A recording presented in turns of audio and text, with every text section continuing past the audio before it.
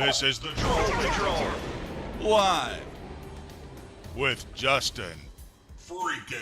Welcome to the Troll Patrol Live. It's a freaking Tuesday. Welcome, clinically, anonymously. Good evening. You want to see my boobs? My boobs? Princess Kimberly, good evening. Here's one. You got a boob. I hope you're happy now. Good evening, welcome. We got a lot of news to talk about tonight. Crazy shit be going on. Donald Trump out here saying all kinds of crazy shit about how he's going to rename the Gulf of Mexico to the Gulf of America, how he's going to use military force to take Panama and Greenland. This is a whole lot of fun. Don Jr., of course, got coked up and went over to visit Greenland. Greenland's prime minister has responded to Trump's threats, I guess you would call it.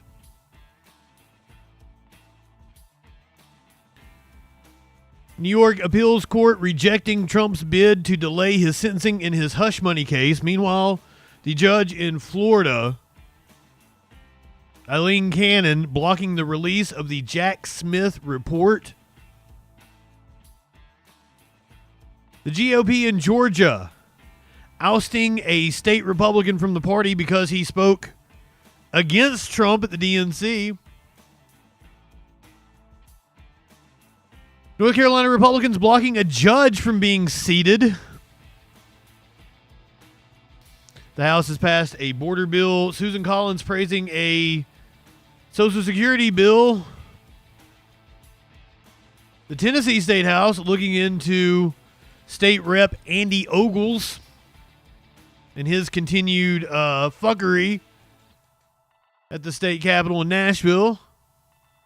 We have new info on the Cybertruck bomber, as well as his girlfriend giving an interview. Fox News asking, where is this hotbed of white supremacy at? I've never seen this white supremacy. Fair question, Greg Gutfeld.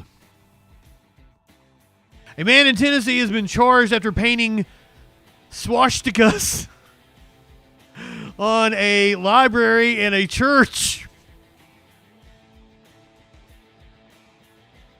The Minneapolis Police Department agreeing to a consent decree 4 years after the George Floyd protests. 2 bodies were found inside the landing gear of a JetBlue plane in Florida.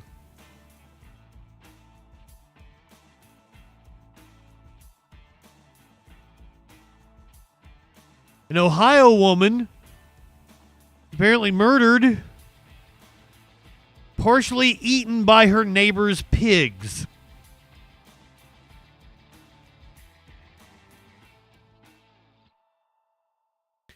A mysterious chemical in the U.S.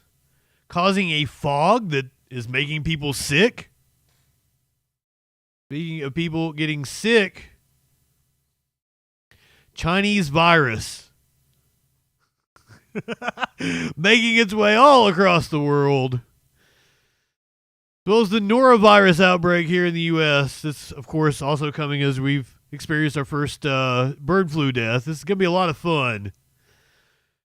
Half the country covered in ice and snow. The other half is on fire. We're going to check in on the Arctic blast, blanketing the east in snow.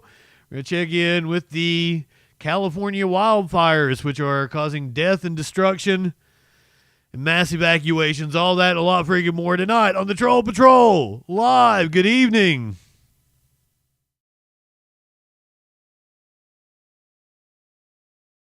Four years of ridiculousness indeed. I mean, I'm trying to look on the bright side, at least for me as a content creator. I missed out on the first Trump administration, which apparently made many YouTube commentators very, very rich. So, second time around, maybe Justin gets a little bit of that money. Good evening, Warlord. The Fire and Ice edition of the Troll Patrol. Oh fuck! I didn't even grab a meme. I was a little. Yeah, this. Nope. This is the one that I chose for today. I took last night off to watch Monday Night Raw. If you guys didn't watch it, then you missed out on one of the greatest segments ever, as RNC speaker Hulk Hogan was booed by the crowd. Remember when you came out to speak at WWE Raw and everyone booed and jeered because you're a terrible person? That was awesome.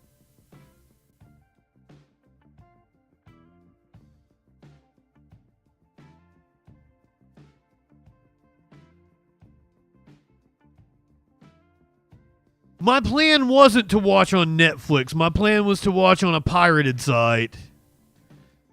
But their feed was down. So I actually went and I dropped $6 to sign up for Netflix.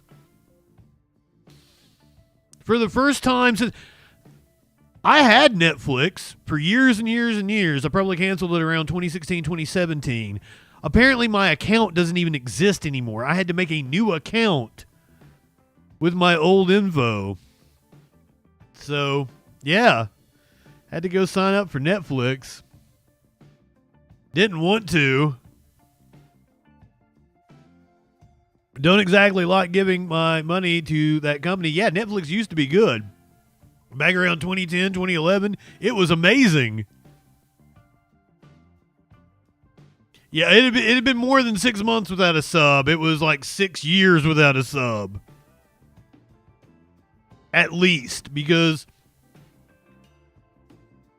I am a firm believer that if they make their product shittier and start charging more money, then it is absolutely your obligation to pirate their content. Now, you may say, Justin, you're a content creator. That is wild that you would advocate pirating content. Support content creators. Go give them your money, buy their merchandise, do things like that. Do not support Netflix, which is fucking their content creators anyway.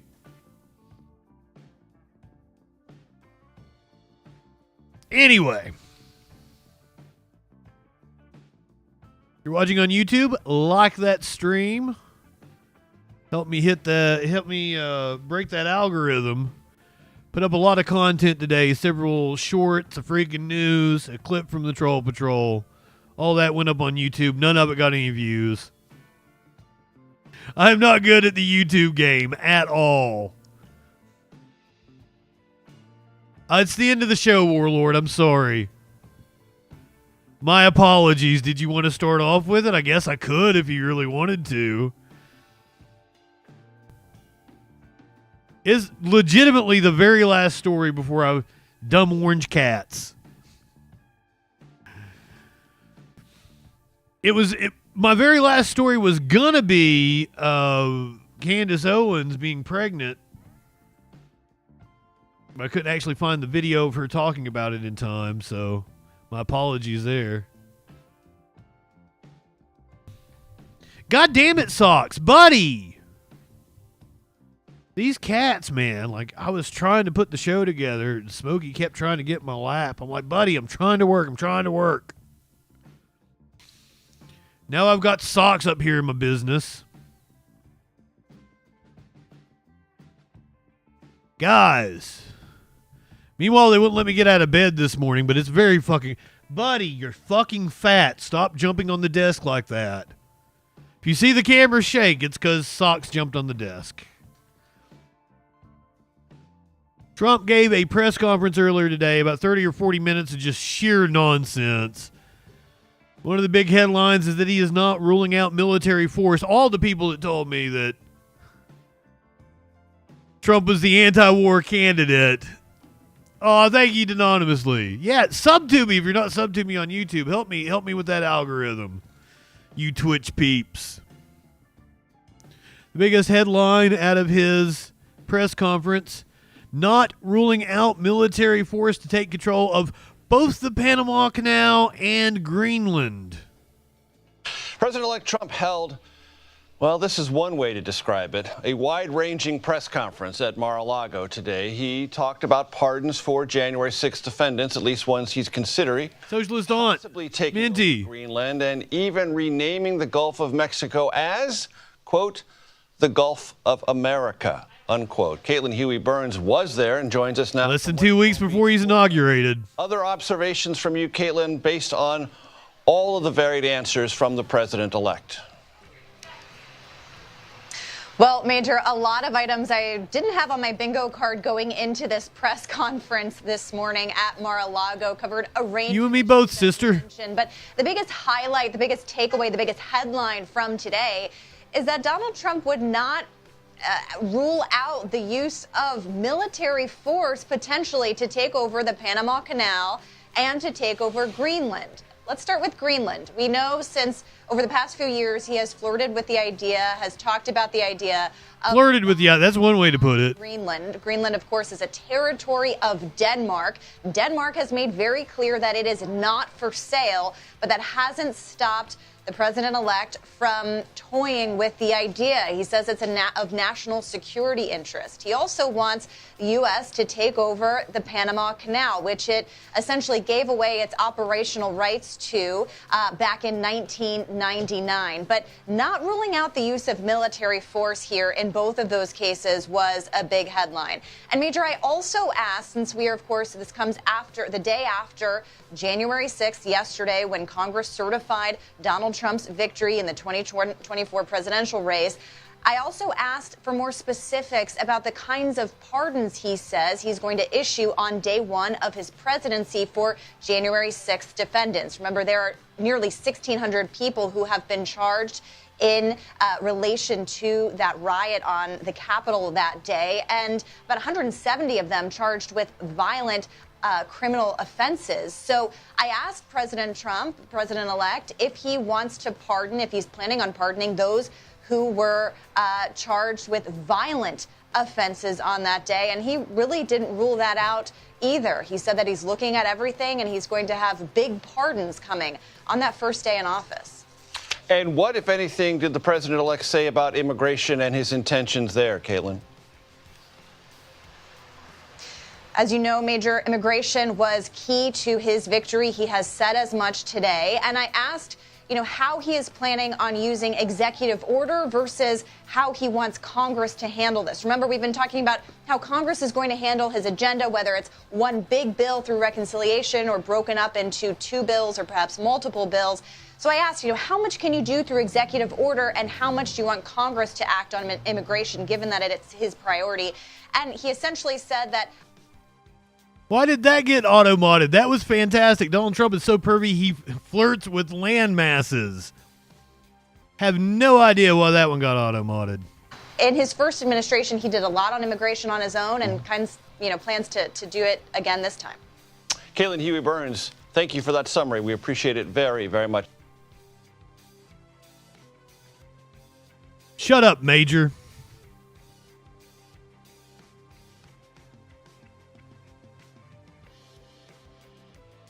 Of course, Denmark's Prime Minister,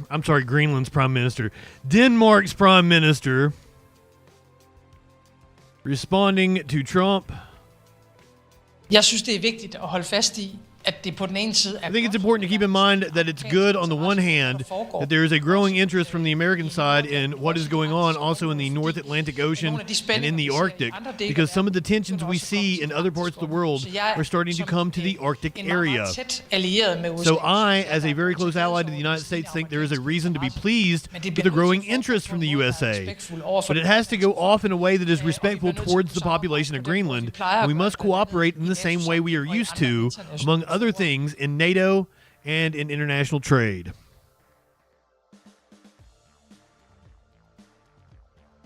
Very diplomatic response from the PM of Denmark. Meanwhile, Donald Trump Jr. making a trip to Greenland to apparently survey the landmass that his daddy is wanting to take over. And Greenland is the world's largest island filled with beautiful icy landscapes, but could it become the 51st state of America? President-elect Trump said today that No, apparently that's going to be Canada. We're going to have Canada as the 51st state. And maybe Greenland is the 52nd. Sorry, Puerto Rico. Owning and controlling Greenland. Get in line. A necessity. And today his son Don Jr. headed there on Trump Force One to scope it out. Stephen Fabian has more. It's a Trump Force One of Greenland. Donald Trump Jr. and a band of Trump loyalists landed on Greenland today to promote the president-elect's dream of turning the vast, frigid island into the 51st state. Just incredible scenery. Greenland, located in the North Atlantic off the coast of Canada, has long been a Trump obsession. It's 3 times the size of Texas, but mostly covered in ice. The population, just 57,000 people. Don Jr. handed out MAGA hats and got his dad on the phone to address a group of locals at a restaurant in the capital, Nuuk. We're going to treat you well, and you know that, and just take care of yourselves. So, can Trump actually purchase Greenland? Not likely. It's a territory of Denmark. Greenland is ours, the Prime Minister declared. We are not for sale and will never be for sale. I spoke to American citizen Sarah Woodall. She now lives in Greenland. Is it upsetting to you to hear Donald Trump and Donald Trump Jr. say, oh, we're going to buy Greenland? It is. The sheer notion of this, the fact that these words would even come out of someone's mouth in this day and age is absolutely unfathomable for me, and in my opinion, downright disrespectful. But today, Trump doubled down. He really wants Greenland, and he's not ruling out military action or economic pressure in Greenland or the Panama Canal. Can you assure the world that as you try to get control of these areas, you are not going to use military or economic coercion? No, I can't assure you. You're talking about Panama and Greenland. No, I can't assure you on either of those two. That's not all he wants. He also announced that he plans to rename the Gulf of Mexico. So we're going to be changing the name of the Gulf of Mexico to the Gulf of America. The Gulf. Who even has the authority to change the names of things in the world? Is that a thing that can happen? Is it Rand McNally that decides what the names of things are? Who has that power? Gulf of America. What a beautiful name. I mean, Gulf of America is fine since, Mexico is America. All the land around it is America. Prometheus, good evening. Well, I think the cities get to decide when they change names, right? Countries get to decide when they change it, but who fucking names the Gulf?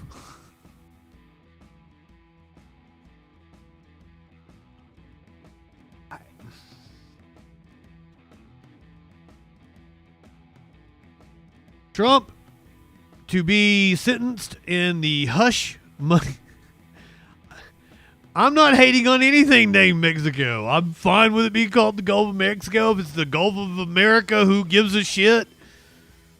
Mexico is America. Royal Clanky, welcome in. Well, usually annexing a country just means you take it over. You occupy it the way like Israel is doing Palestine. An appeals court judge has rejected Trump's attempt to delay his sentencing coming on Friday. President-elect Donald Trump will be sentenced on Friday in his hush money case in Manhattan. A judge refused to delay the sentencing today. Alice Gaynor has covered the case from the beginning, and she was there for today's arguments. Minutes after a judge denied President-elect Donald Trump's emergency request for a stay of Friday's sentencing, his attorney left the courthouse. Earlier, attorney Todd Blanche argued Trump was entitled to a stay of all proceedings when presidential immunity is considered. The judge asked him if he had any support that presidential immunity extends to a president-elect. Blanche said there's never been a case like this before, so no. Prosecutor Stephen Wu noted the judge in the criminal case originally set sentencing for July, but every delay since has been at the defendant's request, he said, telling the judge they were here in large part because the, quote, lower court has bent over backwards to accommodate the defendant's concerns. Trump was convicted by a jury in May of 34 felony counts of falsifying business records to cover up an effort to illegally influence the 2016 presidential election. Trump, they found, reimbursed his personal attorney for paying off adult film star Stormy Daniels in the days before the election to keep her quiet about a sexual encounter with him. He denies it. Judge Juan Merchan said in a ruling last week that he likely would sentence Trump to unconditional discharge, so essentially no punishment, but he is still a convicted felon. Judge Juan Merchan is giving Trump the option. Not even a fucking fine? For sentencing, which prosecutors say they were told he intends to do. Trump's attorneys also have other legal options they can take to try and further delay sentencing for Friday. Outside of the Manhattan Appellate Courthouse, Alice Gaynor, CBS News, New York. Meanwhile, the judge in the classified documents case blocking the release of Jack Smith's report. Judge in Trump's classified docs case temporarily blocks the release of special counsel's final report.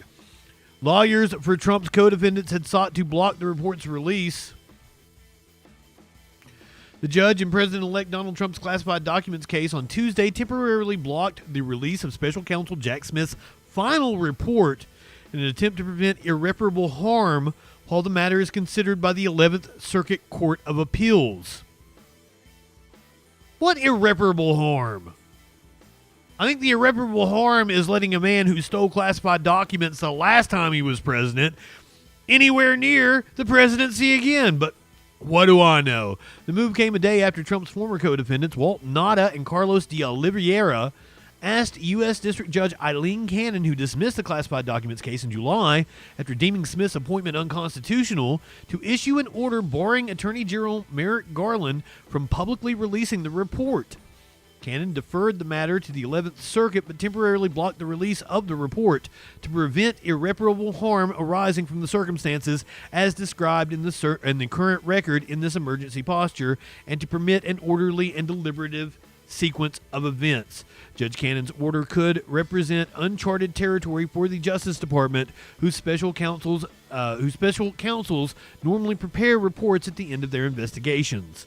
Cannon said the order remains in effect until 3 days after the Circuit Court resolves the emergency motion, unless the Circuit says otherwise. The Circuit Court, following Cannon's ordered the Justice Department to respond to Trump's emergency motion by Wednesday at 10 a.m. I mean, it would be nice to see that report now, wouldn't it?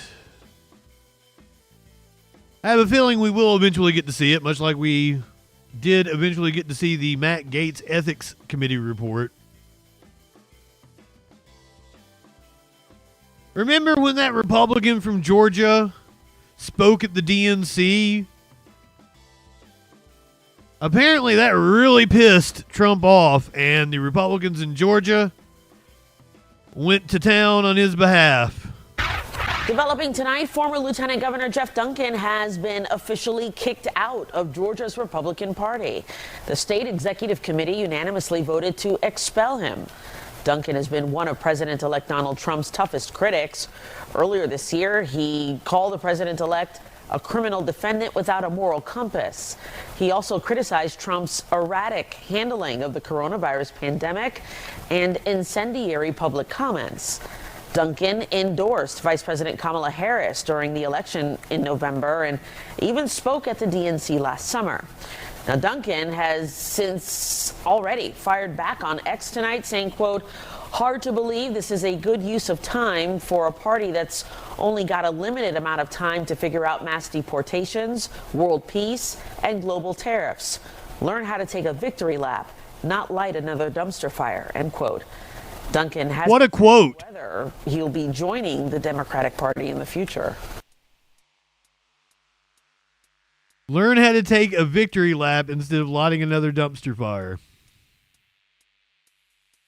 What a quote. I got unbanned on Facebook. They let me out of Facebook jail finally. And maybe now I won't be going back to Facebook jail. Meta's fact-checking partners say they were blindsided by the decision to axe them. Apparently, we are pulling back on content moderation on Facebook now. Holiday, good evening. Fact-checkers claim they had no idea the company was going to end their partnership and are scrambling to figure out the financial implications of the move.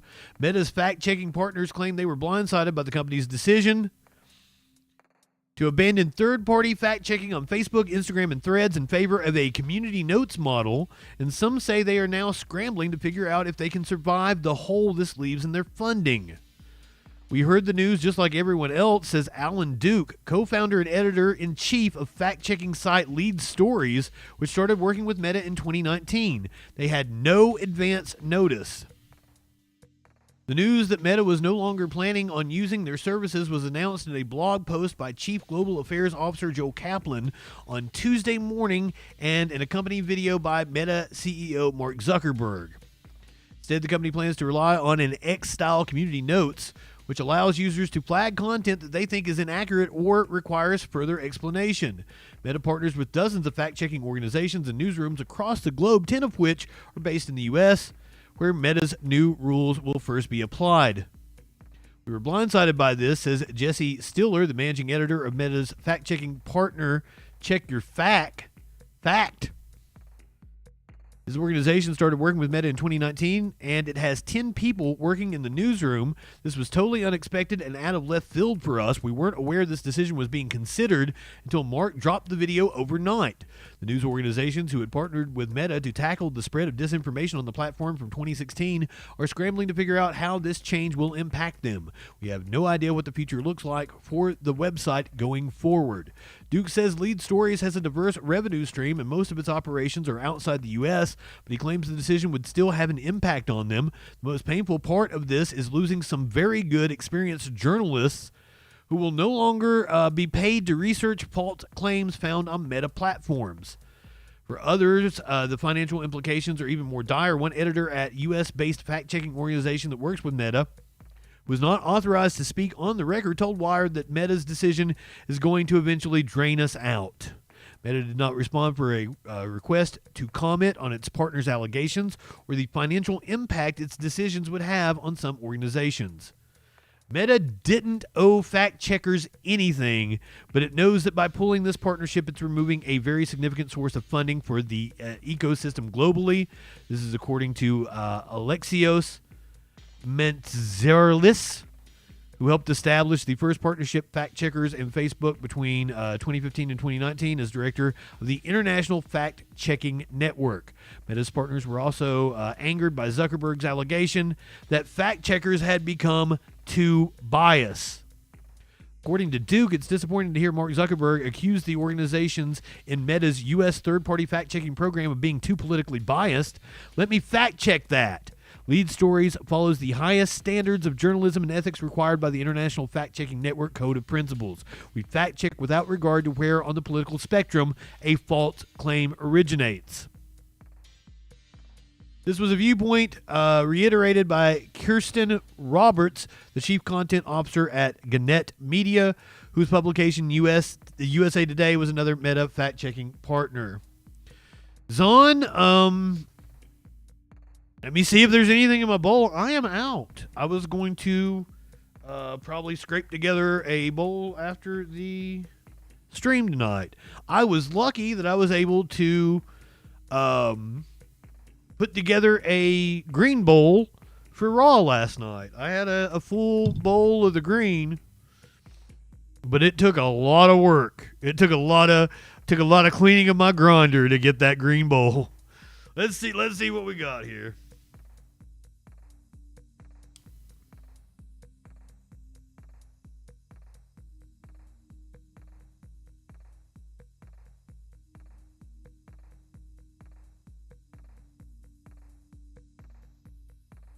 Nuts.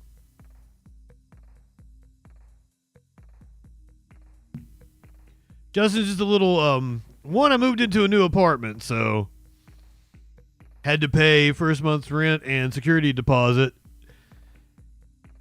Haven't had a lot of work over the holidays.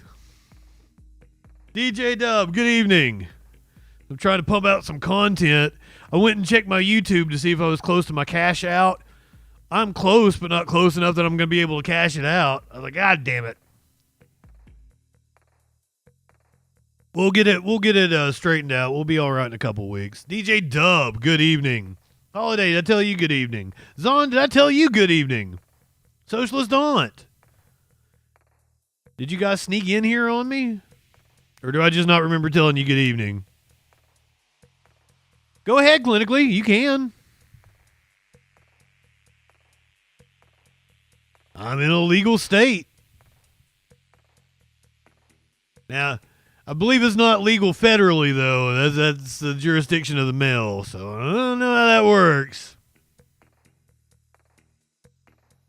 Allow me to show you a video of some Trump supporters who decided to go to the Capitol for January 6th. Are you guys ready for this? You know what? Me, personally, I'm already at the Capitol. I'm already yelling on my bullhorn. I already got my flag up in the air. He's live streaming, by the way, as he's driving. Here we go. M-A-G-A. M-A-G-A-A. Look at these roads, man. Look at these roads. God has cleared a path for us today. Say it louder. M-A-G-A-A. Come on. Shout it out loud. Oh, oh, oh, oh, oh, shit. Oh, no. Oh. We're done. Oh. We're done, guys. Oh, shit. We're done. No, we're not. Oh, no. No, we're done. We're done. Oh, shit. I'm sorry, Jamie. We just destroyed the car. We're done. Shit. We're okay. Everybody okay? Oh my God! They're not listening to YMCA. They're listening to a song where the lyrics are actually MAGA. Call 911, please. We're gonna cut the stream right now. We are all okay. We're okay. We're all okay. Let me assess damage. All right. We are all okay. God has cleared a path for us. Moments later, God's like, oh yeah? All right. We love you all.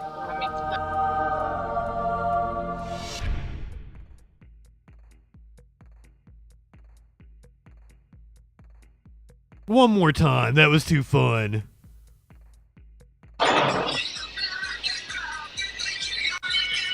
Come on. Shout it out loud.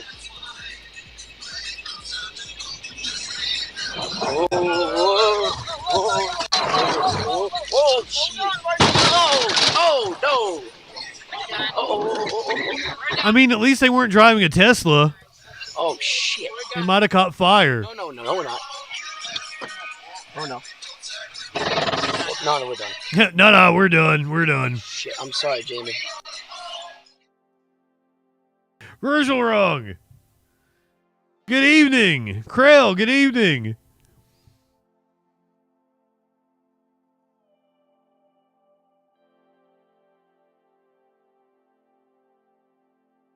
What do they call that? The Germans have a name for that. Schadenfreude. Schadenfreude.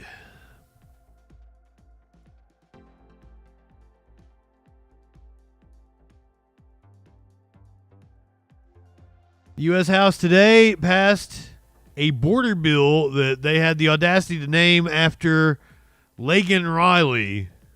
The House passed the Laken Riley Act Tuesday, nearly a year after the Georgia nursing student was killed by an undocumented immigrant. The bill allows Immigration and Customs Enforcement to arrest and possibly deport undocumented immigrants charged with theft. Riley's killer, Jose Ibarra, had previous charges including shoplifting but remained in the country. Ibarra was sentenced to life in prison for the murder. It's the first of likely many immigration bills under the Republican trifecta and incoming Donald Trump administration. I got elected because of the border the first time, and I think I got elected largely because of the border the third time. Criminal illegal aliens, yet people... The third time? Documented whatever. Criminal illegal aliens at the expense of law-abiding Americans. It's no longer going to be tolerated. 48 Democrats joined Republicans in voting for the legislation. The bill had passed the House in 2024, but was not given a vote in the then Democrat-controlled Senate. New Republican Senate Majority Leader John Thur has indicated his chamber will move quickly on immigration bills. We want to work with them to ensure that we have a safe and secure southern border where people don't have the incentive structure they have today, which is essentially come to this country and we will wave you in. Pennsylvania Democratic That's not how it works. Fetterman became the first Democrat to co-sponsor Of course. the Riley Act in that chamber. He joins 50 Republicans and also hails from a state that Trump won in November. A spokesperson for Michigan Democratic Senator Gary Peters confirmed he'd be supporting the bill too.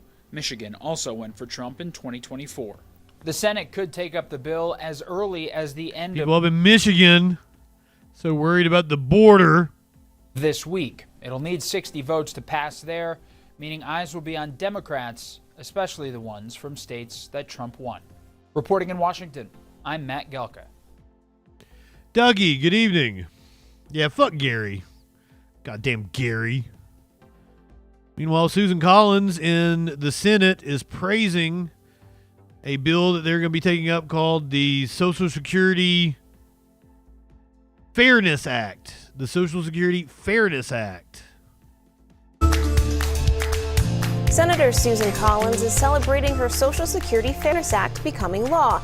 That law repealed it already passed from the 70s and 80s that decreased Social Security benefits for people who get a government pension or who get spousal benefits.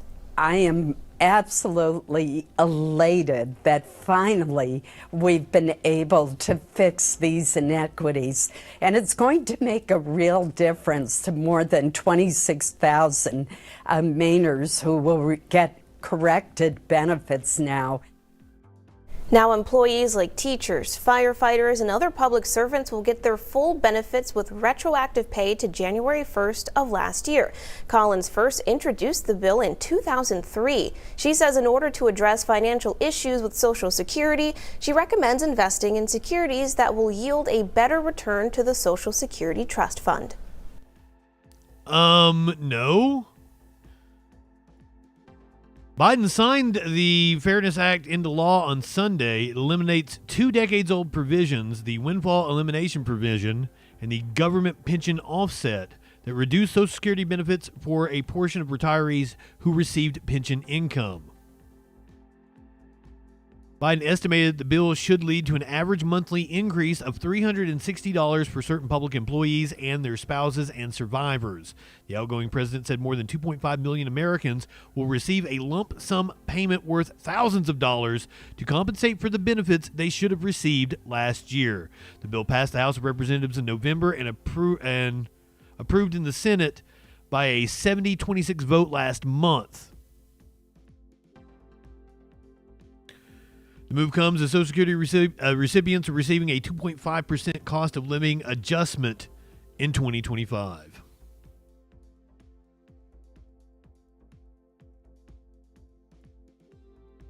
$20-year turnaround for legislation that only affects seniors.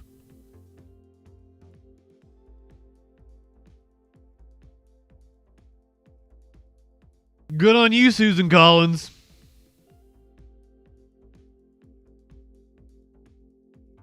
Meanwhile, Republicans in North Carolina are blocking the certification of a Democratic Supreme Court justice's election. Saga over the election for a North Carolina Supreme Court seat continues. The Republican majority on the state Supreme Court blocked the certification of the results. Republican Jefferson Griffin trails the incumbent Democrat Allison Riggs by 734 votes. But Griffin wants 60,000 votes thrown out. He asked the Supreme Court to step in after the Elections Board dismissed his protest. Today, the court issued a temporary stay that will prevent certification. Griffin says voters who don't have a driver's license or social security number on file should not have been allowed to vote. What? Now, what the Riggs campaign and the Democrats and the state board say that these registrations are grandfathered in. They've been around for such a long time that they did not need those forms of identification, and that people have to show photo ID anyway to vote. Today's stay was issued after a federal judge. Oh, here, let me throw out 60,000 votes. In a ruling yesterday. Now, the State Board of Elections has filed an appeal. Fucking wow.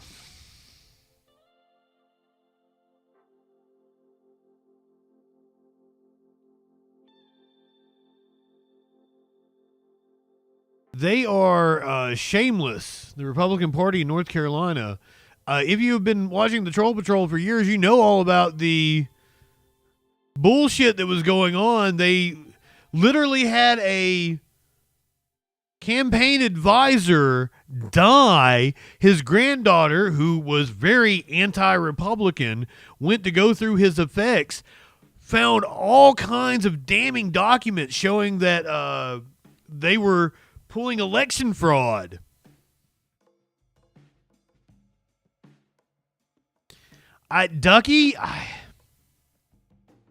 There are still people that believe that it was impossible for Trump to win all 7 swing states. Especially a state like North Carolina, where the governor, the Democratic governor, was elected by a margin like 15 points or something like that. Democrats won across the board in North Carolina except the top of the ticket. It does seem very fucking weird. However, the Blue Anon shit, I'm not a conspiracy theorist. I don't have any data to go on. Gut feelings don't do it for me. I know there is supposedly statisticians that are saying, oh, this is blah, blah, blah. I need concrete evidence. I'm not going to start throwing out conspiracy theories. Lenny, good evening.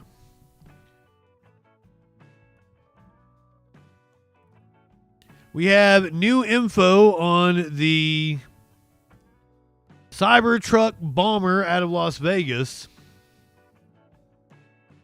Plus, we have an interview with his ex-girlfriend that was referenced in the story that we did on Monday night. New video Sunday night showing a close-up of that Cybertruck driver setting off a car bomb outside the Trump Hotel on New Year's Day. Metro and the FBI telling us today they suspect 37-year-old Matthew Livelsberger used AI to help plan this attack. 8 News Now investigator David Charnes live outside Trump Tower with what he's learned. David. AI to plan the attack?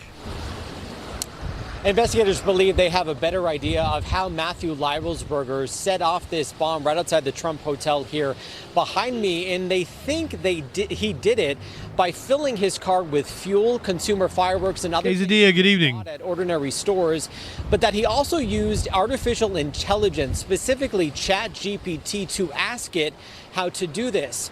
Metro releasing some new surveillance video of Livelsberger near Flamingo in Koval before this explosion, not far from here. As he drives away, you're going to notice that truck is actually spilling fuel there, and it's racing fuel is what police told us. More video shows him driving into the valet at Trump Tower on New Year's Day, and again, it is leaking fuel.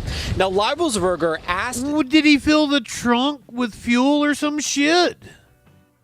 Llama. Platform, what kind of gun could set off this kind of explosion? And that's led the ATF to believe it was the gunshot itself that sparked vapors in the car to start the explosion. I asked Sheriff Kevin McMahill about what this means in terms of policing with AI moving forward. Absolutely, it's a concerning moment for us, but it's also goes back to my last point that it's instructive to us, right? It's instructive to us across this great country of ours to share with other law enforcement and other entities about what it is that we know and how it is that we know it, which is exactly why I'm going back to releasing the information. Part of that information released today includes more writings police found on Leibelsberger's devices, one indicating he was intending to set off this bomb in the Grand Canyon. Investigators not sure yet why he ended up continuing here to Las Vegas. In the Grand Canyon. He did here. I reached out to ChatGPT, or at least attempted to. I actually went on ChatGPT. There's a dialogue box. You kind of say which. Well, you asked it what it looking for. Told the suspect. Press contact. It spit out. It couldn't provide one for me. It had no press contact. I was able to find a generic press email, and I said, hey, what do you have to say about this? That police are saying that he used your service to learn how to build a bomb, and I have not received a response just yet. We're live near the Trump Hotel on a very windy afternoon. I'm David Charnes, 8 News Now. Thank you, David. The FBI also confirming the letter sent to a podcaster regarding national security and drones was Leibelsberger. We do have more about those new writings on our website, 8newsnow.com, as well as on our free app. Well, at least their app is free. Now, remember, his wife had kicked him out over apparent infidelities. And after he rented the Cybertruck, he called an ex-girlfriend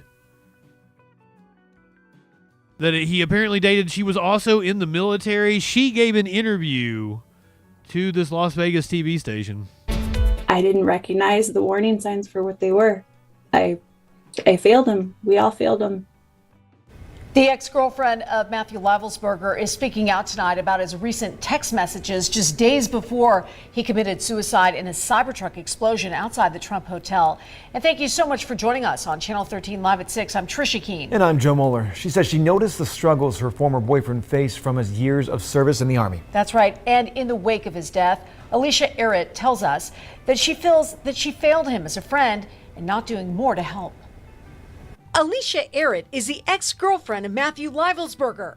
Matt texted Alicia on December 28th out of the blue to ask a very personal question. He asked if I was single still. I hadn't spoken to him in 2 years. I know he got married. He was happy. He had a baby. Alicia said she had an on and off again relationship with Matt, and he had trouble committing. So we split amicably.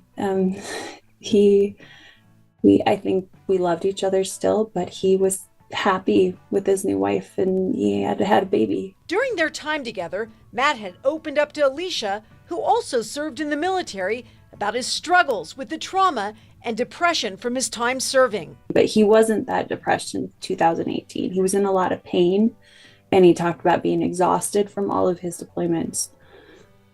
But the severe depression started in 2019. Alicia says in her recent text exchange with Matt, he seemed upbeat. And on December 29th, he sent her pictures of the Tesla Cybertruck he had rented, saying he felt like Batman or Halo, even saying the truck looked like his childhood shoes. He said they looked like a pair of his Kobe 2 shoes. Alicia says she didn't hear about the Cybertruck explosion and what happened in Las Vegas until the FBI showed up at her door. And they said that Matt Well, she's not watching the news then. At the time, Ma'am, you should have been watching the Troll Patrol. We will let you know what that news be doing. You would have known all about it.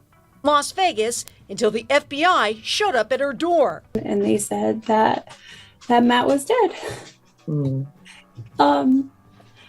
At the time, we didn't know that he had shot himself. So they started to show me a video of him in the Cybertruck, and I thought he was burning alive.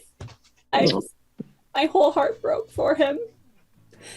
That he was so broken that he got to that place. While Alicia can't speak to Matt's state of mind in recent years, she does want people to know this about him. Throughout his life, the most important thing for him was being there for his teammates, and he gave everything he had to them in the Army.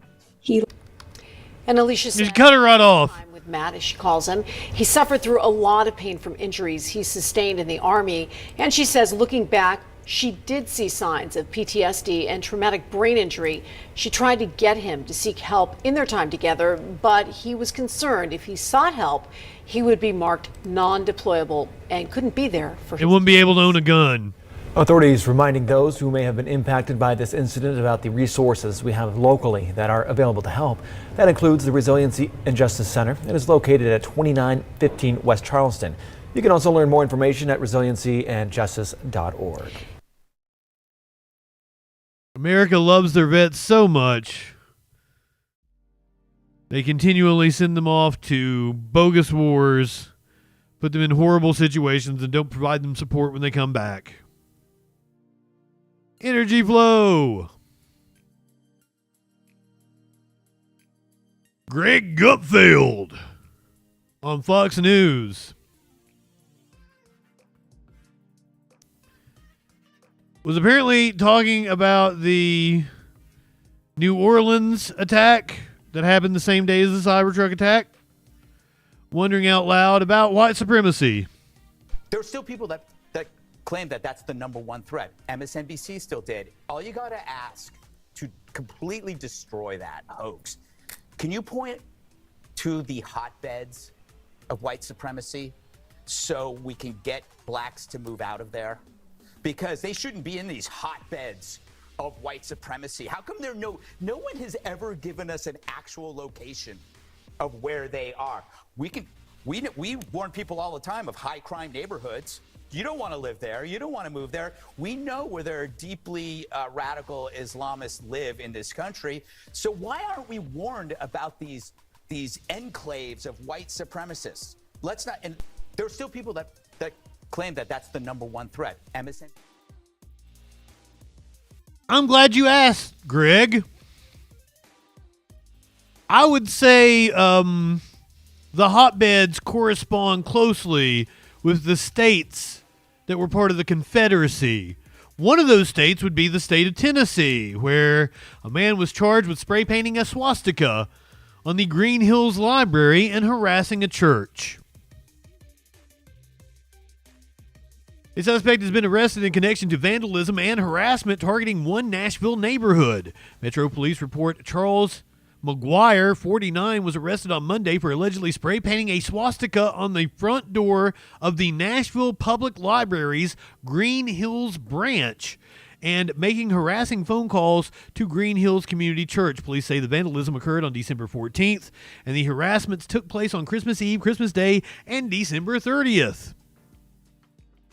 Ahead of the library vandalism, McGuire was reportedly asked to leave the area. McGuire was previously arrested on November 30th for allegedly leaving troubling messages towards the same Green Hills church. He was also arrested on vandalism charges for allegedly pouring what police believe was urine through a window opening of the mental health cooperative.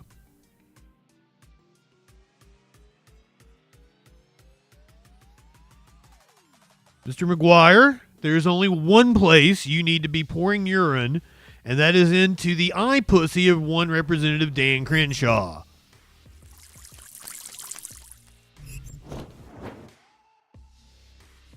If you're not pissing into a toilet or a urinal, Dan Crenshaw's eye pussy will do.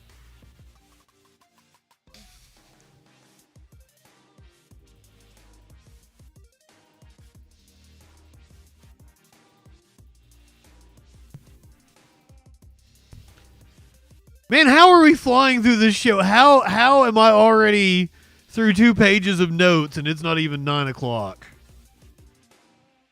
Because Justin isn't high and he's actually getting to the point.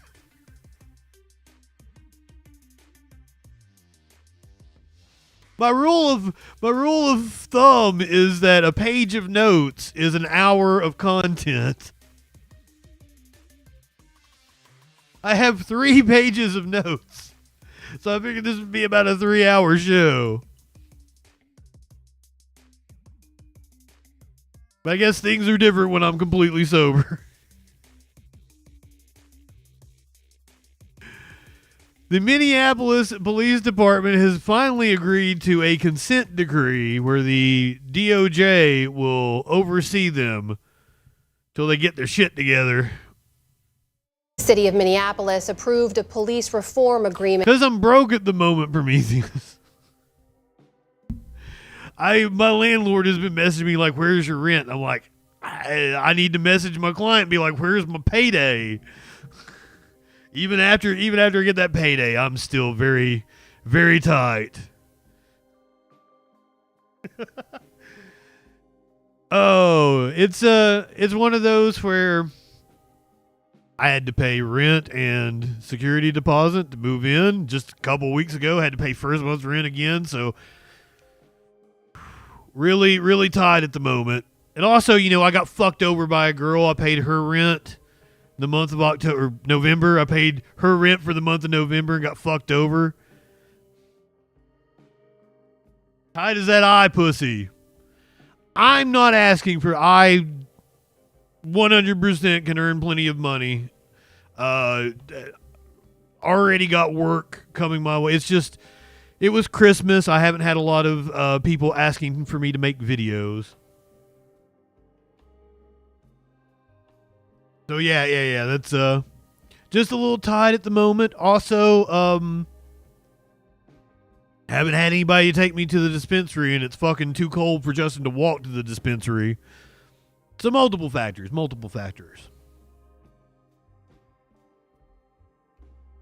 The Minneapolis Police Department has agreed to federal oversight of its police force 4 years after the murder of George Floyd. City of Minneapolis approved a police reform. Energy Flow, thank you for the resub. Federal government 4.5 years after the murder of George Floyd. Stephanie Sy has more now on the context around that deal and others like it. Amna, the agreement, known as a consent decree, allows a court-appointed monitor to oversee changes to the Minneapolis Police Department. I just assume they decided now because they're like a Trump DOJ isn't going to do anything to us. Among other directives, it requires officers to intervene when they see a colleague break department rules. If approved by a judge, it would become the 16th such. You have to have the federal government tell you to intervene when you see a colleague breaking the rules. Once again, that's how you know there's no good cops. You don't see cops arresting other cops. Settlement that the Department of Justice is now enforcing with police agencies. But the future of federal oversight over local police is murky as President-elect Trump gets set to return to the White House.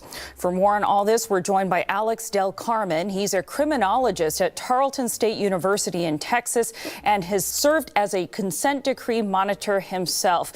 Alex Del Carmen, thank you so much for joining the News Hour. So as you know, this consent decree in Minneapolis is the result of a DOJ report from 2023 that found routine racial discrimination and unjustified use of deadly force in the city's police department. Sounds about right. How do consent decrees work? But that's every police department.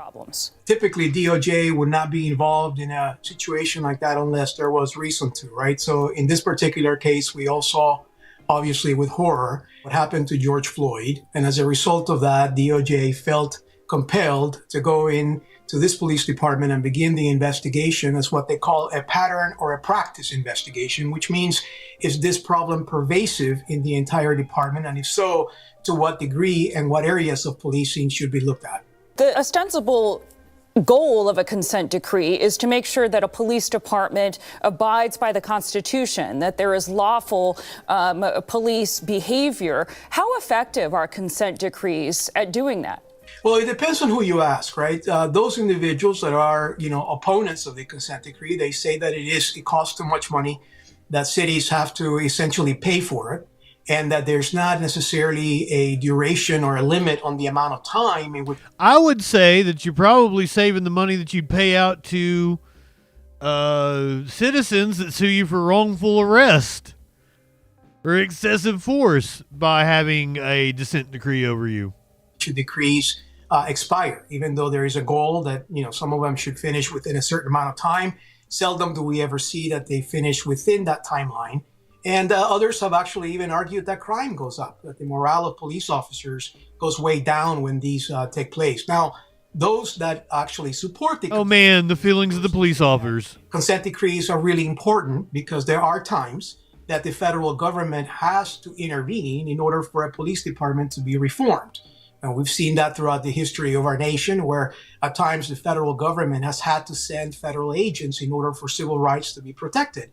Secondly, some of them actually, those that propose consent decrees, argue that resources for police officers actually increase because now you have a court order that mandates for some of these resources to be given to officers, that best practices are put into play, and that the police department gains in terms of credibility with the community. So it's a mixed bag. It depends on who you ask.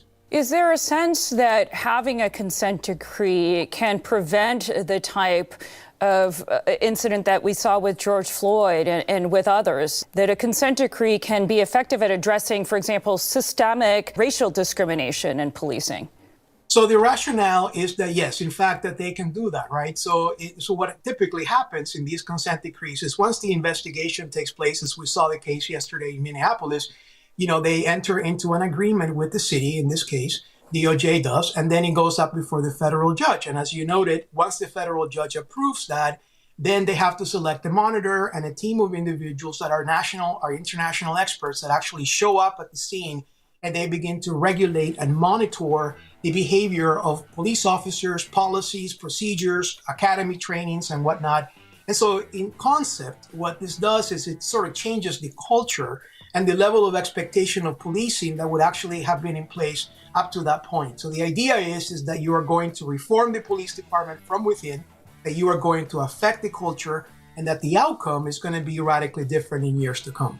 The Department of Justice in the first radically different administration did not pursue or support consent decrees at all. Assuming that continues to be the case in a second Trump term, Yep. what are the options for communities that do feel like they are dealing with a problematic police force? What are the other tools or options that they have?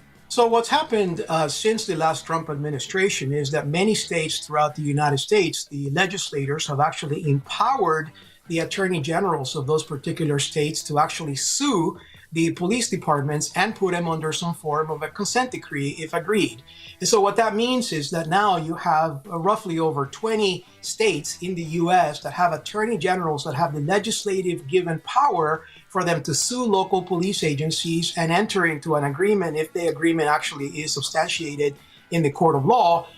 This happened actually in Illinois, where we saw during the first Trump administration that the attorney general of the state of Illinois actually sued the Chicago Police Department, and the US DOJ did not want to enter into that particular case. In fact, they actually filed a motion against it, but yet the federal judge ruled in favor of the attorney general, and a consent decree is in place now, even though the DOJ is not the plaintiff in this particular case. I think we're going to see a little bit more of that in the next 4 years, as it is clear to me that the next administration is going to simply not engage in the practice of consent decrees across the U.S.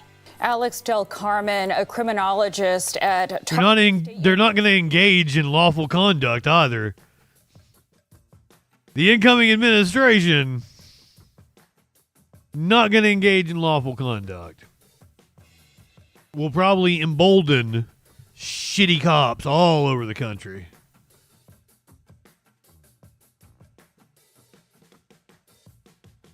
An AI Pol Pot?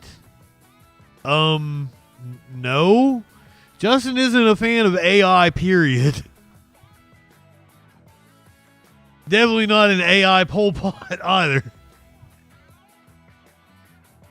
Damn, what a wild question. Tony, my friend, welcome in. Good evening.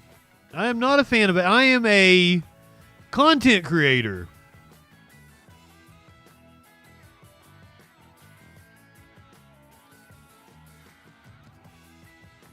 The Pol Pot is not the kind of pot that Justin wants.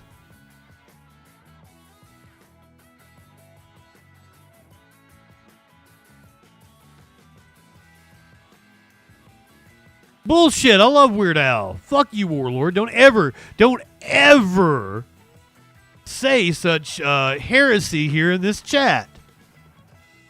I fucking love Weird Al.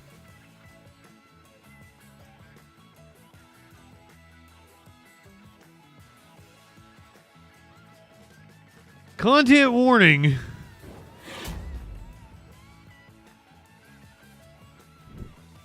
I am the master troll. Thank you very much. Trolled by the master. Ugh. Please, Flo, bring it on down to me. One more time. Content warning, because this is a crazy fucking story.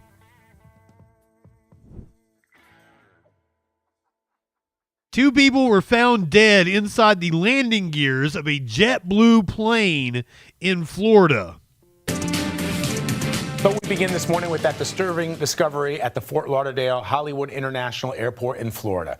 JetBlue has confirmed that the bodies of two people were found inside the landing gear of a plane last night. The airline says they were found during a routine post-flight inspection of a plane that ultimately landed at New York JFK Airport after making stops in Salt Lake City and Kingston, Jamaica. CBS News Miami reporter Morgan Reiner has the latest from Fort Lauderdale. That's right. JetBlue confirmed for us that during one of their routine post-flight inspections, they did find two people in the landing gear compartment of one of their flights. Unfortunately, both of those people apparently they were stowaways. We do not know their identities. We don't know how they got through security and into the landing gear to begin with. We do know that the flight came from JFK in New York, which is about a 3-hour flight time. JetBlue added that this is a heartbreaking situation, that they are committed to working closely with law enforcement to figure out exactly what happened here. You know, for hours overnight at Fort Lauderdale International Airport, passengers, people arriving here at the airport did see a medical examiner, a crime scene van, several Broward County Sheriff's Office deputies. You can see behind me now, operations are back to normal here at the airport. It's been very busy all morning long. Of course, we will let you know as soon as we get any more information about this deadly investigation. Back to you. All right, Morgan, thank you very much. Appreciate it. Let's bring in CBS News senior transportation correspondent Chris Van Cleve to talk more about this. So, Chris, we gave some details at the top there about the flight, but what else do you know? Chris Van Cleve? Well, Vlad, there's a lot of things that we don't know. Wasn't he a Western actor? For example, started its day in Kingston, Jamaica, flew to New York, then Salt Lake City, then back to New York before it ultimately ended up in Miami. And at each of those points, at the very least, the pilots will walk around the airplane and check things, and they typically will look inside the wheel wells. But we don't know when those people got on board the airplane inside that wheel well. So seriously, often in these cases, it occurs on an international flight bound for the U.S. So it's possible that these stowaways got on board in Jamaica, but we just don't know.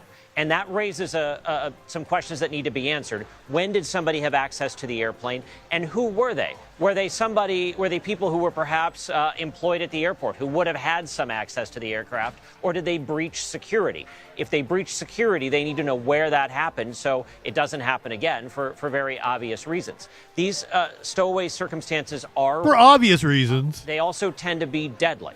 The wheel well is not pressurized. It is not climate controlled. So you're exposed to very little oxygen once the plane gets to 38,000 feet. You're also exposed to sub-zero temperatures for prolonged periods of time. That plane flew at 38,000 feet for well over an hour. That temperature up there is probably not survivable for anyone without special equipment, not to mention the lack of oxygen. So this is not... Well, let's hope they died quickly. On an airplane. Of course, it's illegal to stow away on a plane, but this is a ticket to death. It's an excellent... It's a ticket to death. Pivot here and ask you about the weather. As you know, it's been a bitterly cold week for travel with the winter storm blanketing parts of the Midwest all the way up to the East Coast. Oh, no, we're going to get to weather here in a little bit. Don't step on my dick on that one. Come on. We got other things to talk about, like this crazy story out of Ohio. Let me hit the content warning again.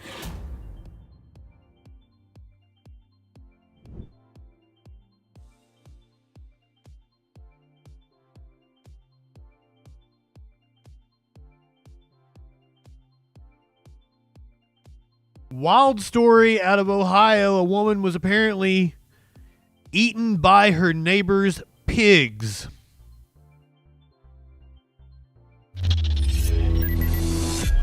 Good afternoon. I'm Dan DeRose with 19 News, coming to you from our digital desk. We've gotten word of a really disturbing story out of Ohio that has a little bit of a Northeast Ohio tie. A 75-year-old woman was found dead on her property in Pataskala, Ohio.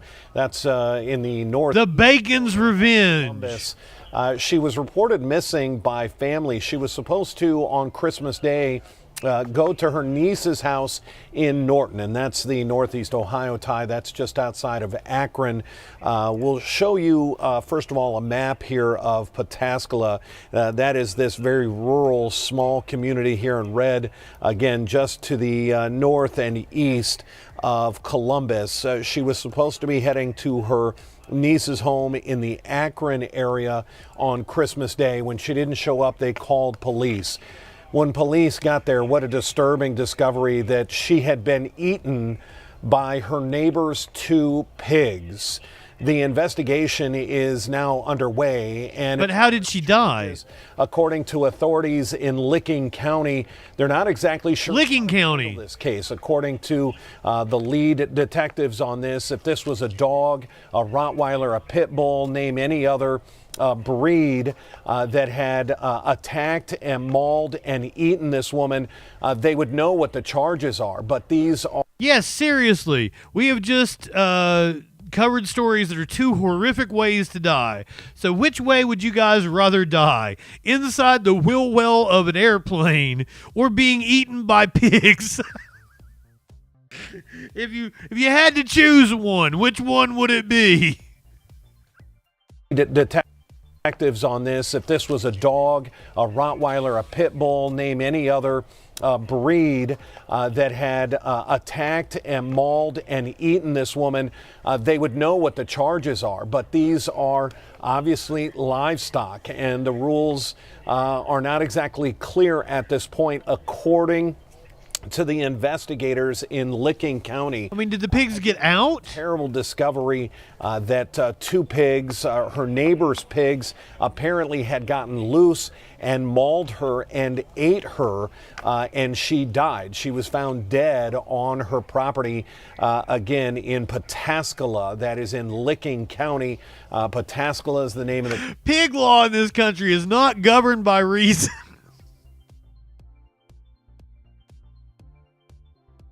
Thank you for the Sunny reference. Community, very rural, very small community just to the north and east of Columbus. And what an unfortunate situation.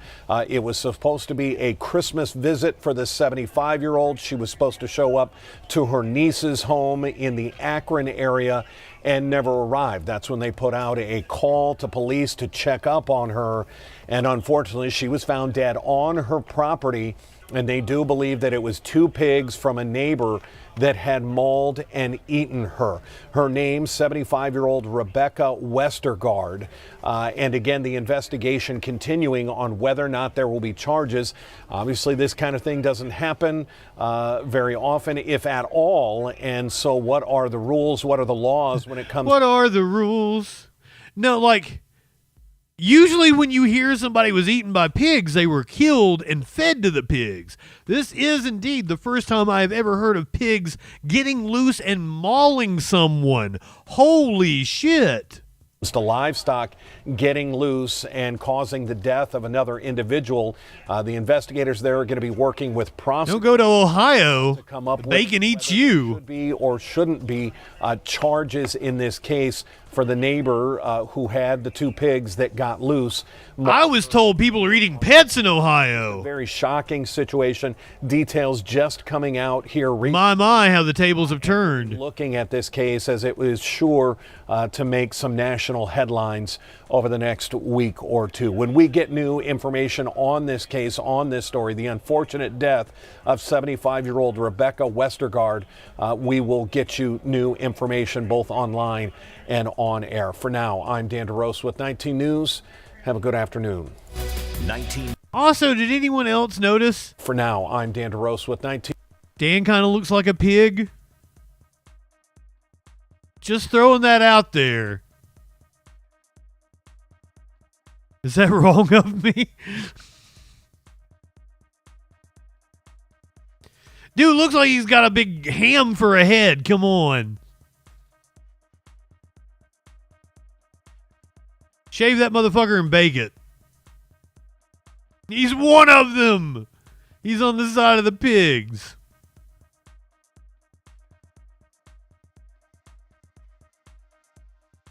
I'm horrible. And Warlord's in here asking about fires and Canada. Like, come on. This is the more interesting stuff.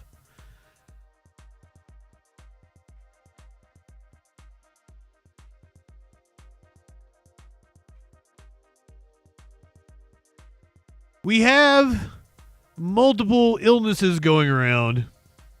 Yeah, you didn't think getting mauled and eaten by a pig was interesting?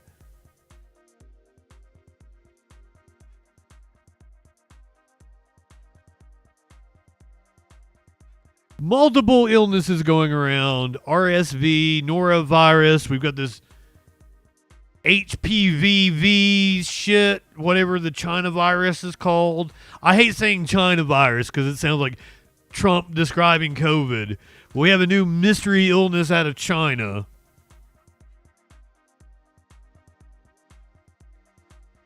But here's one you might not have heard about.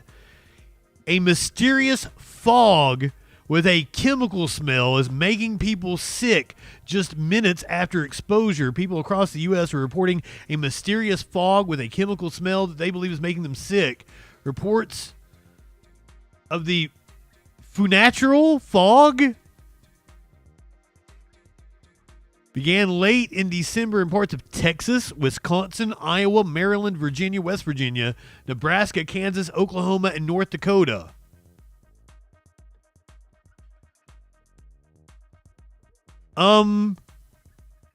Those places aren't, for those of you who aren't in the U.S., those places aren't near each other.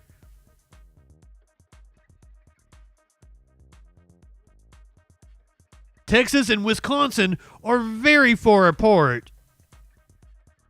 Locals have flooded social media with videos explaining their symptoms since the fog appeared in their area, which have included coughing, sore throat, congestion, eye irritation, lethargy, loss of appetite, and gut issues.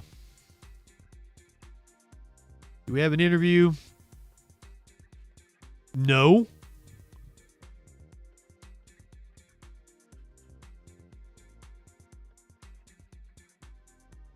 What in the hell, Daily Mail? You usually have videos. Oh, do we have?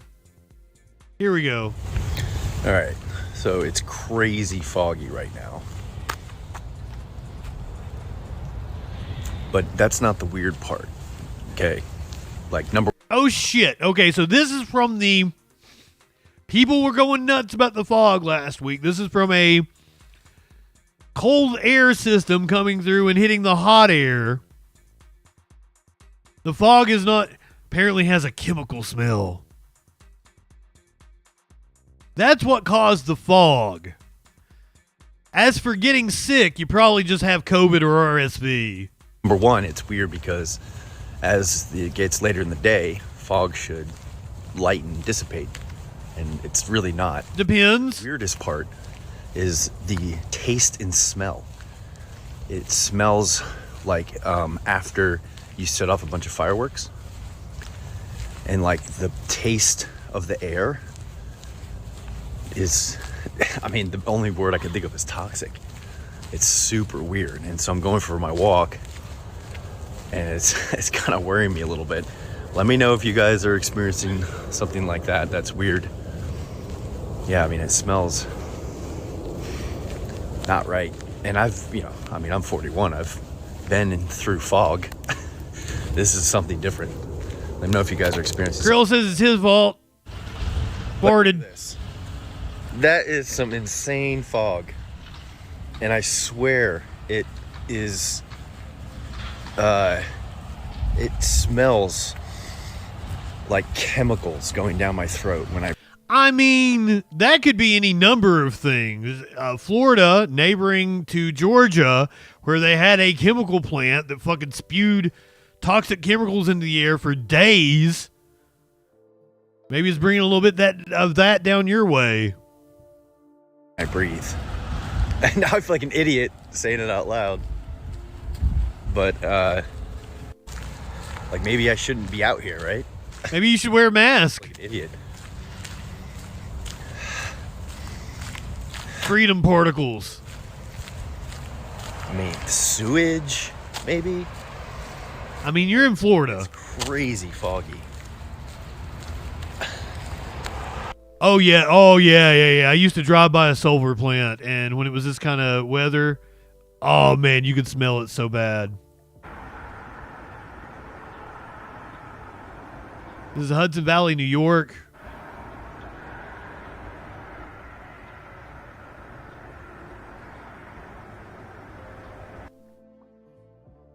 Minneapolis, Minnesota. I just thought Minneapolis looked like that most of the time anyway. That's what Minnesota looks like, right, DJ Dub?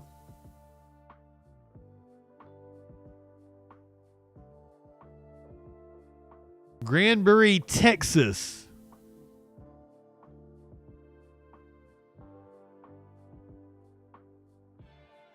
Beware the fog. Somebody pulling out their air filter. Are you sure you haven't just not changed your air filter in a couple years? Shit, a couple months. A couple months will make it look like that.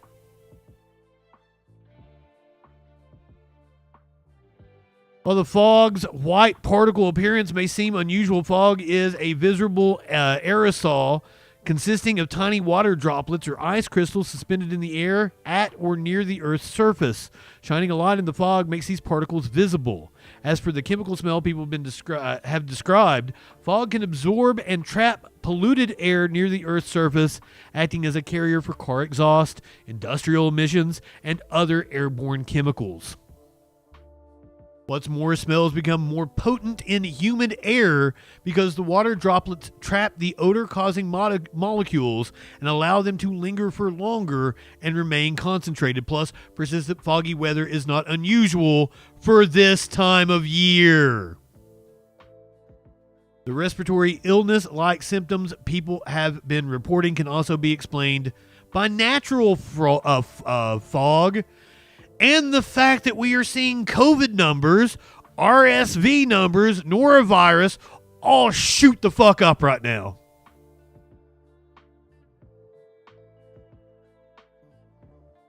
So people out here, they've got COVID, and they're seeing just regular fog, and they think it's making them sick.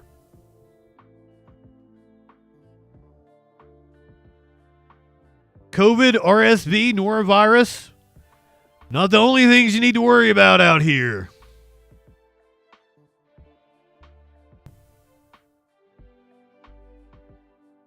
HMPV. Not to be confused with HPV. Doctors say it is vital that China shares infection data as India ramps up monitoring. China, Malaysia, Kazakhstan are among the other countries that have reported cases of the virus.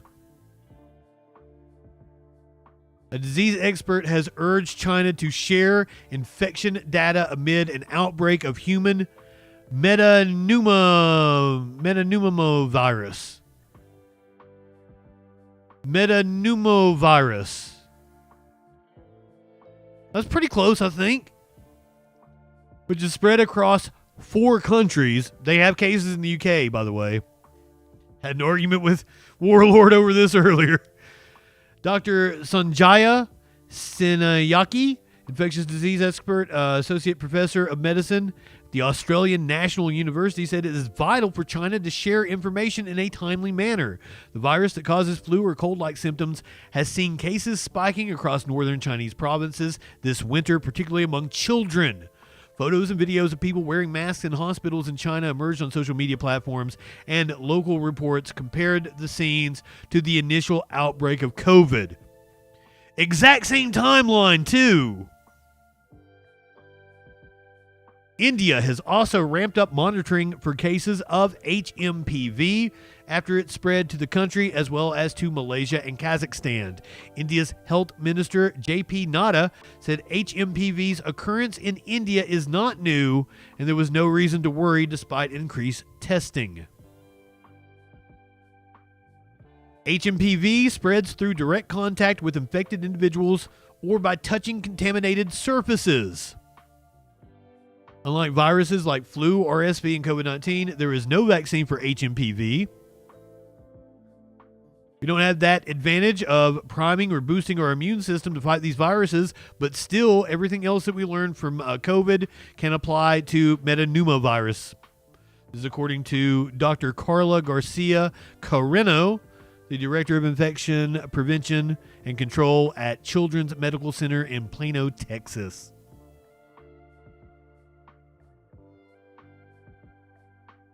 Georgie, good evening. Yeah, it's cold. Justin's got the electric blanket on. Justin's feet are freezing.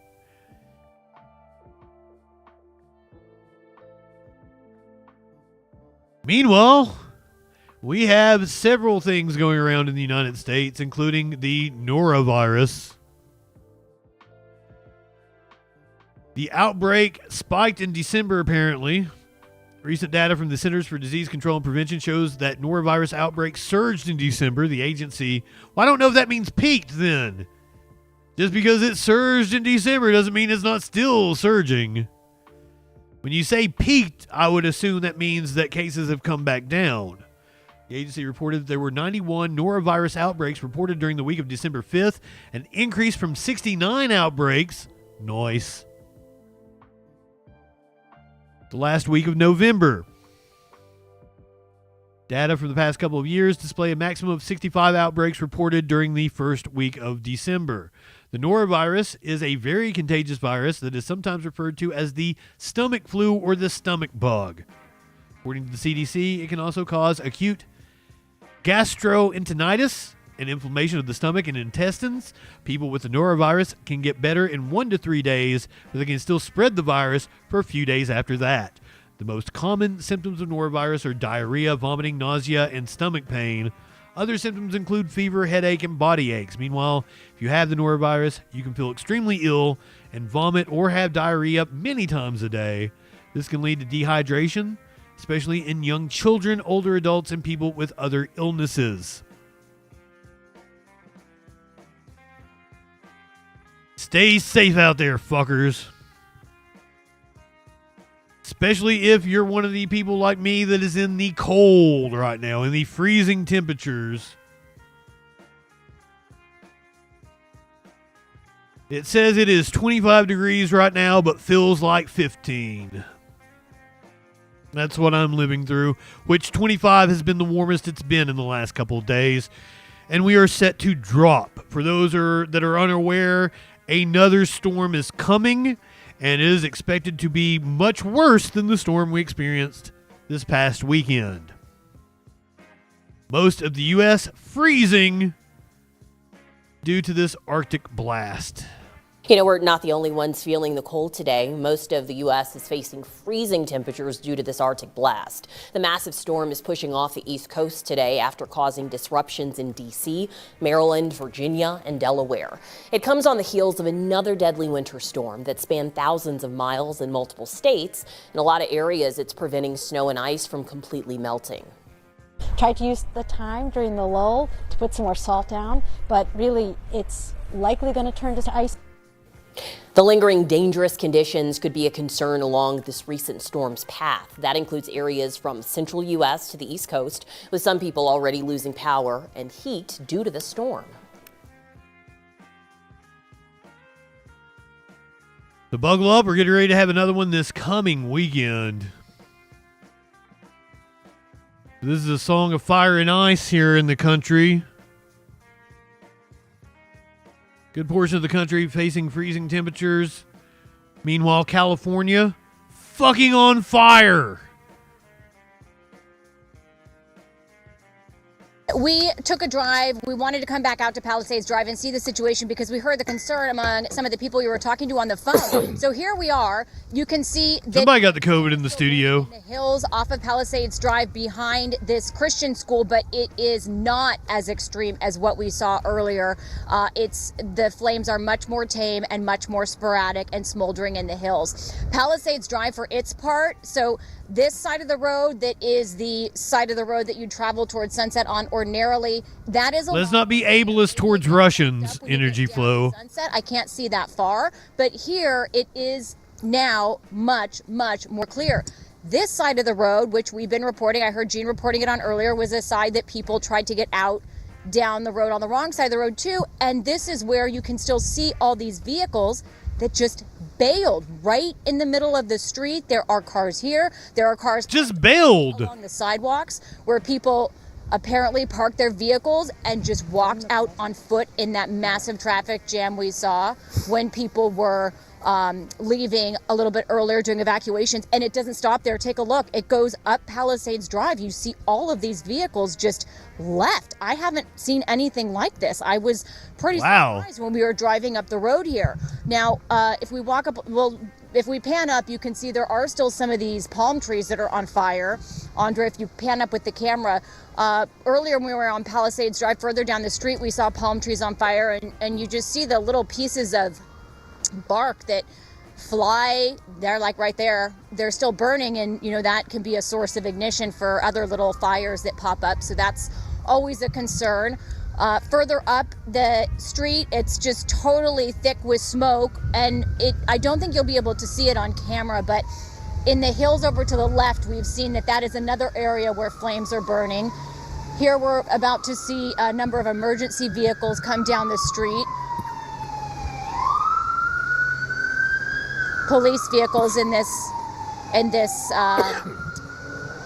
particular situation. Oh, Energy Flow. I have no idea. The street, we're going to see what is happening with the fire further up Palisades Drive, but I just wanted to give you guys this vantage point one more time because it's been a source of, of concern and of news, the traffic congestion on Palisades Drive. It seems that on the one side of the street, it's really cleared up. On the other side of the street, there are still all these cars that have just been left. So it's a little bit of a maze to get through, but it's not jammed with cars anymore. Right, it looks like that actually you could actually get through if you drove from the top of the hill there. Thanks for doing that, because a lot of folks were not willing to take a chance.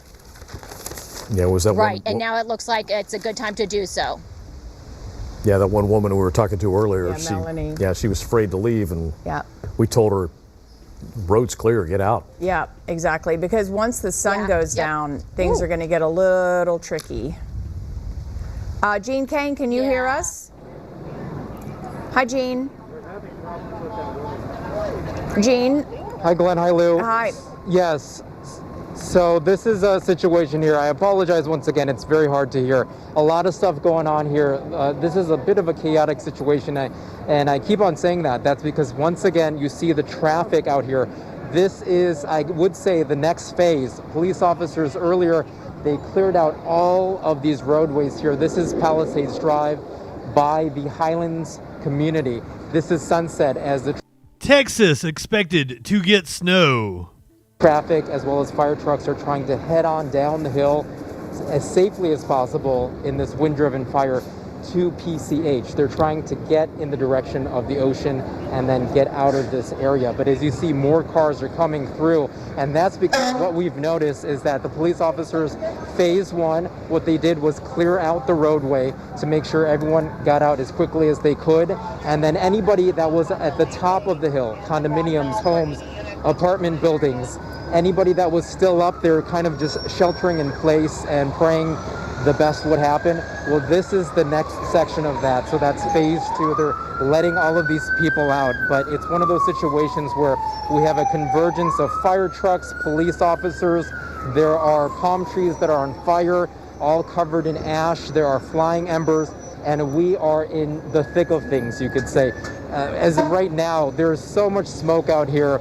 It's very low visibility, horrible air quality, and it's one of those situations we've been seeing some homes on fire, and then even a senior citizens community. As I spoke to someone earlier, she was in just a rush. We understand now she is safe. She was leaving out of her car, but you're noticing these cars. This seems a little more controlled than about 2 hours ago when people were just ditching their cars, as Lauren Lister has been showing you. We showed you earlier as well. People took their keys, they left their SUVs, their pickup trucks, their cars, and they just got out of there. I think that was because they were just so scared and did not want to be so close to this fire, which is understandable. But that caused a traffic nightmare. This one a little bit more organized. As you see, police officers are directing the steady flow of traffic.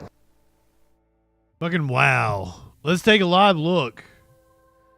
That was from a couple of hours ago. I think it was from like their 5 o'clock news.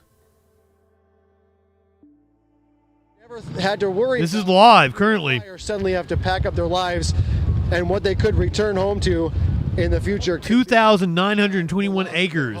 And this is repeating itself. It's repeating itself dozens of times, hundreds or thousands of times over with all these residents who have had to pack up and likely might lose their home. And so we'll continue to watch the fire as it makes its way here. I remember back when we didn't have wildfires in January. East guys. Anxious evening right now. Jory, thank you. I'm old enough to remember that. All of those residents out there. We also have a quick note to pass along. The LA City Fire Department, they're asking us to let them know that the department, they are on what's called recall. That means they're asking any off-duty personnel to reach out and share their availability. Damn. Resources and staffing for overnight. Again, any off-duty personnel, they are being asked. I am ancient. Supervisors as soon as possible because, of course, they need reinforcements. It's called a recall. It shows you how desperate the situation is. They need every woman to help out on the fire lines. In the meantime, another really sad spot where this fire is burning has to do with the Palisades Charter High School, as well as the theater's Palisades Playhouse. Nico Kazoria has been standing basically between the two of them, watching these two iconic facilities burn. Nico. Oh, God. Absolutely, David and Colleen, it's just so devastating. You said it, these iconic landmarks, Palisades Charter High School and also the Palisades Playhouse. So from looking at them, it looks like they are just burning. We were just looking at the football field not too long ago. The football field is at a total loss. It is a total loss. And oh yeah, DEI caused all these. Just watching the school burn down minute by minute, but right across the school. She's a DEI hire. I was trying to figure out exactly what this business. Fire chief, DEI hire. Turns out it's actually a nursery. So plants were all here. It's called a standard design. Oh, damn. Nurseries, and you can just see everything is burned down to the ground. There's nothing that has survived this fire. And I'm looking at the pictures online right now. It's just so crazy thinking that this is what the home used to look like, the nursery used to look like. I want to get a picture. Did anyone see the post that Elon Musk made talking about how much building behind George Soros spent in the election? Home, and it just housed plants, and you can see it's just burned down to the ground. So absolutely nothing is left of it. And right across the street, I think it was when he got the Medal of Freedom. Biden gave George Soros the Medal of Freedom. The street, while we were walking to the football field, we felt some even touching us. So there's a reason why there's no one out here other than fire and police and just people in fire gear. No one should be out here walking. We did see some kids a little bit earlier on their bicycles riding around the neighborhood behind me there. I haven't seen any flames, but just because right now things look fine, that doesn't mean that people are in the clear. So anyone in this area, I have seen people evacuate. I really hope. Projecting, indeed, Ducky.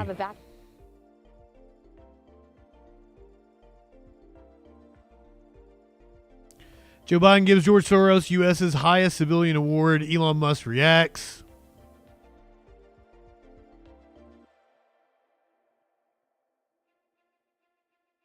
Elon says Soros fundamentally hates humanity. One often hears of the sort of George Soros boogeyman, but I mean, Soros actually, he is, I believe, the top contributor to the Democratic Party. The second one was Sam Bankman-Fried. Yeah. So, and Soros, I don't know. I mean, he had a very difficult upbringing. And in my opinion. Bled the fucking Nazis. Humanity. That's my opinion. Really? Yeah. I mean, well, he's doing things that erode the fabric of civilization. You know, was this on Halloween or some shit? Prosecute crime. That's part of the problem in San Francisco and LA and a bunch of other cities. So why would you do that? Was it humanity, or is it just the United States as a whole? I mean, he's pushing things in other countries too, not just here. Same thing. Yeah. Now, George at this point is pretty old. I mean, he's not. You know, he's basically a bit senile at this point. But I mean, he's very smart. He's very smart, but he's senile. You know, famously, he shorted the British pound. That's sort of how I think he made his first money, was shorting the pound. So he's good at spotting, basically arbitrage, like spotting value for money that other people don't see. So one of the things he noticed was that that the value for money in local races is much higher than it is in national races. So the lowest value for money is a presidential race. Then next lowest value for money is a Senate race, then a Congress, and but once you get to sort of city and state district attorneys, the value for money is extremely good. And Soros realized that you don't actually need to change the laws, you just need to change how they're enforced. Oh my God. If nobody chooses to enforce the law, or the laws are differentially enforced, it's like changing the laws. That's what he figured out. But says the guy that supported the felon for president, retweeted that clip and said a travesty that Biden is giving Soros the Medal of Freedom. Yeah.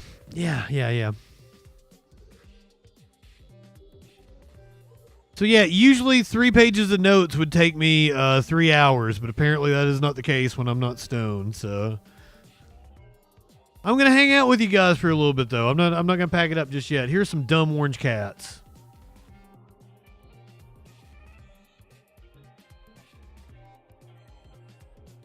Orange cats are dumb. I can confirm.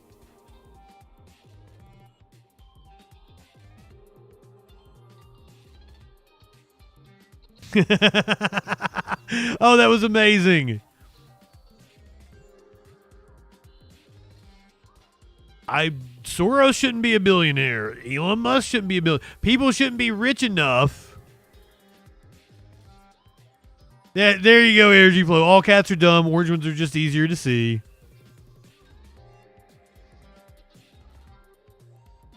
I mean, I say this as the owner of a very dumb cat. Oh, he's upset.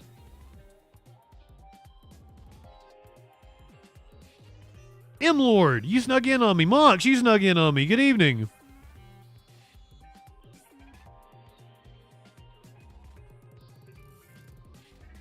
Fair enough, Flo. Imagine what they're doing in the dark out here. I mean, I don't have to imagine. It happens. He's got a mouse on his back. Curious or good evening. Twitch people, stick with me. I'm going to stick around for a little bit. I didn't expect to be through this show this fast. We're going to listen to a little music. Hang out for a little bit. Look at that tongue.